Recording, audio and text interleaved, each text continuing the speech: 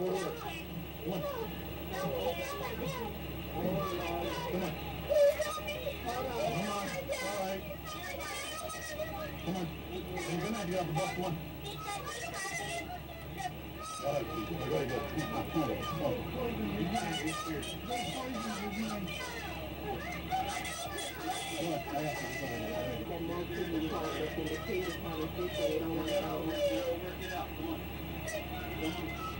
They said he got a $4 for a lot of kids here. No, he's in elementary school. You're gonna be okay. You're gonna be all right. Okay.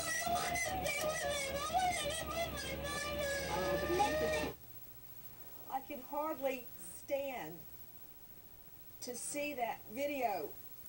This child was literally dragged off a school bus by a kidnapper. To top it all off, the cops were in on it. It wasn't their fault. The kidnapper produced fake court documents, child custody documents, giving him custody of this little boy. Michael Board, the kidnapper, is his father. He's done this before, and last time he took the boy away for 2 years. 2 years. Did you hear the boy screaming, "That's not my daddy, I don't want to go," Michael Board? Nancy, just a complete and utter breakdown of the American judicial system. It's proof that in America it's too easy to lie to a judge and pervert the justice system if you know the loopholes. The story of this is a Mexican man. He told a judge in San Antonio that his ex-wife had stole his child, and then he gave the judge copies of Mexican legal certificates, and these certificates, which were fake, said that he was the legal guardian. These were complete fakes, and he gave it to a judge, and the judge believed it. He ordered the child given up to his father, who did not have custody. The father, that beautiful little 10-year-old child, completely vanished. Nancy, this is what's going to make you sick. This man is a millionaire. He has all the money in the world, and he thinks money can buy him whatever he wants. He could be anywhere in the world with this child right now. All I can say is he is one SOB. Tip line 201-335-6000. Please help us. The last time, out to you, Clark Goldman, the last time he took the boy for 2 years, where was he? Where did he hide out? Yes, Nancy, it's our understanding he traveled from south of the border down in Mexico all the way over to France. And in fact, it was this treaty that the U.S. has with France that after 2 years, a judge in France decided the child needs to go back to mom. Mom moved up from south of the border here in the United States to Texas. She thought he would be safe.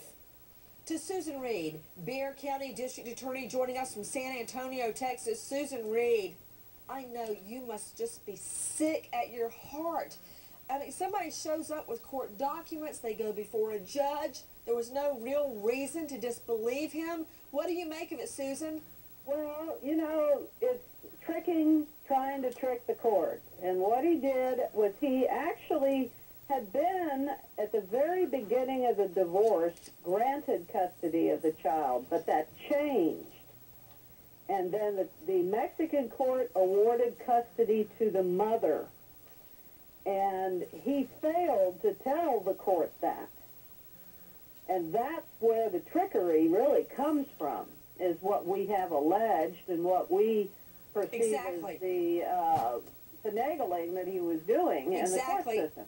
Everyone with me, Susan Reed, Bexar County District Attorney's Office in San Antonio, Texas. The documents he had were old, and when he presented them as if they were legitimate, that turned them into fakes. To Sergeant Scott Haynes, Sheriff's Officer, Santa Rosa County, Florida.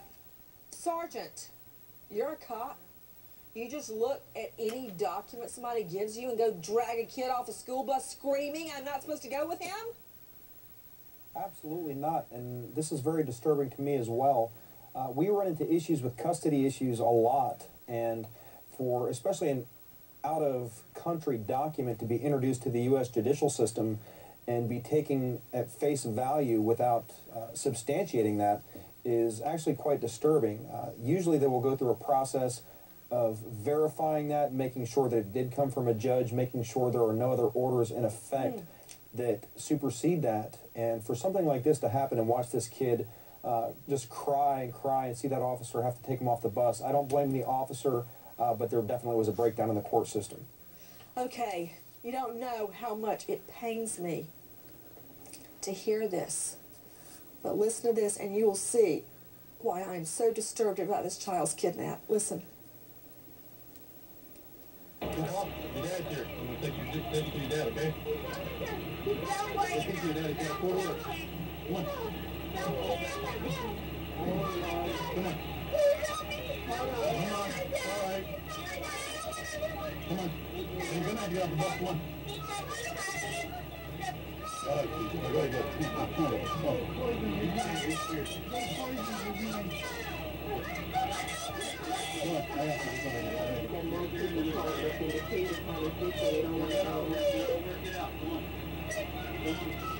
They said they got a court order for Lacombe too. No, he's in elementary school. You're going to be okay. You're going to be all right. Okay.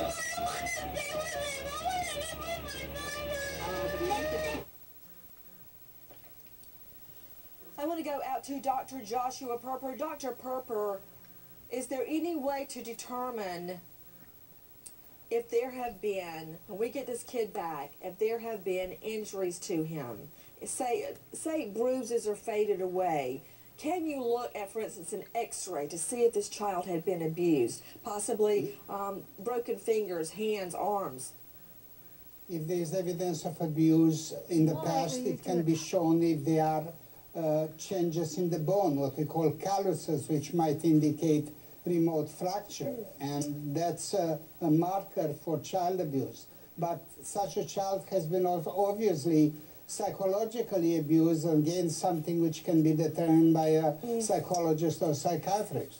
Oh, Dr. Purper, I know you've seen a lot of sad stories as a medical examiner, but hearing this kid screaming and crying on the school bus is just killing me. Everybody, as we go to break, Easter Seals and Megan's House open their doors to special needs children and their families. The program founded 2004, Albany, Georgia by Carol